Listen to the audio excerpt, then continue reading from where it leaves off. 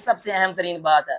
اگر ہم مدارس بنا رہے ہیں، قرآن بھی پڑھ رہے ہیں، تلاوت بھی کر رہے ہیں، اس کی تبلیغ کے لیے ہم نہیں کر رہے ہیں، سب کچھ کر رہے ہیں، اس کی اچھی طرح بڑی بڑی خوبصورت ادارے، بڑے بڑے انسٹیٹیوٹ، مسجد، مدارس، ادارے بنا دیے ہم نے، ٹھیک ہے جی، ہر چیز کر رہے ہیں، اس پر ایمان بھی رکھتے ہیں، اس کا بڑا ادب بھی کرتے ہیں، لیکن اگر اس کے نظام کے لیے ہم بات نہیں کرتے تو یہ بھی غلط بات. یہ تو قرآن یہ نافذ ہونے کے لیے آیا ہے نا، یہ قرآن تو حکمرانی کے لیے آیا ہے.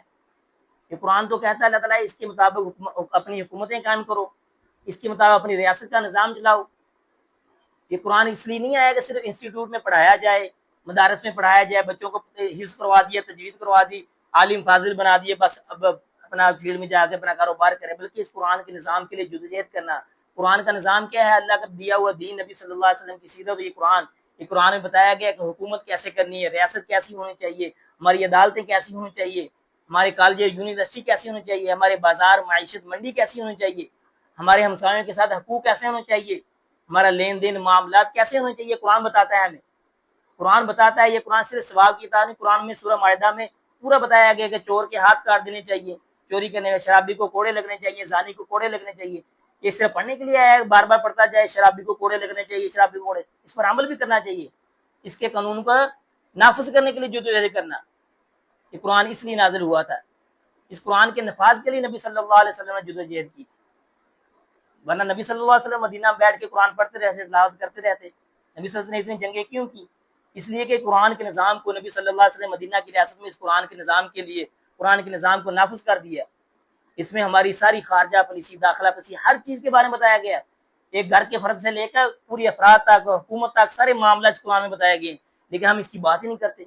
بس پڑھ لیا، ثواب کے لیے پڑھ لیا، بس حفظ کر لیا، اس کو عمل کر لیا، تبلیغ کر لی. تبلیغ کے لیے یہ قرآن نفاذ کے لیے آیا ہے. یہ قرآن کا اپنا نفاذ چاہتا ہے. آج 14 اگست اپنا اگست کا مہینہ چاہ رہا ہے. یہ پاکستان کس لیے حاصل کیا تھا؟ تاکہ اس میں لا الہ کی حکومت ہو، چاہے اس کے اسلامی نظام نافذ ہو. اس لیے ہم نے حاصل کیا تھا.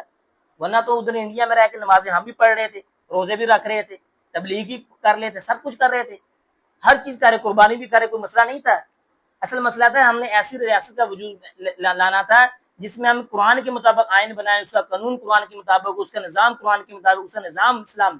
اس لیے نعرہ لگایا تھا نا کہ پاکستان کا مطلب کیا؟ لا الہ الا اللہ.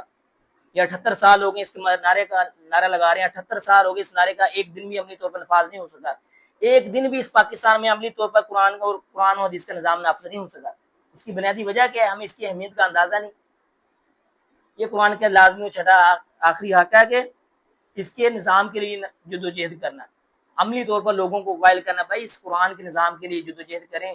اور جو لوگ اس قرآن کے نظام کی بات کرتے ہیں، جو کہتے ہیں کہ اس ملک پاکستان میں قرآن کا نظام ہو، قرآن کا نفاذ، ان کے دست و بازو بننا چاہیے، پھر ہمارا حق ادا ہوگا.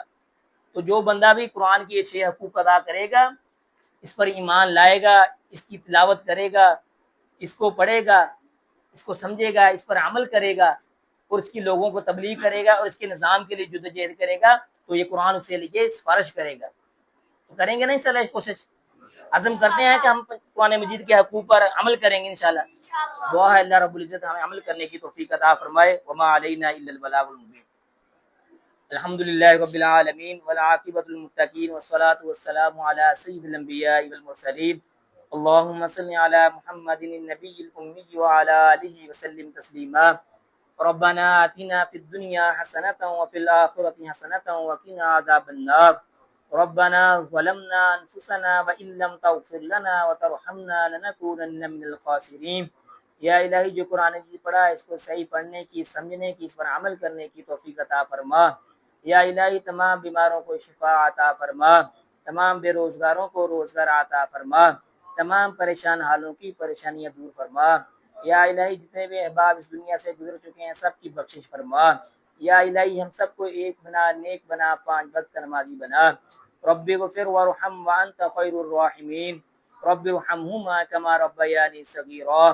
وصلی اللہ تعالی علی خیر خلقہ محمد وآلہ وصحبہ اجمعین.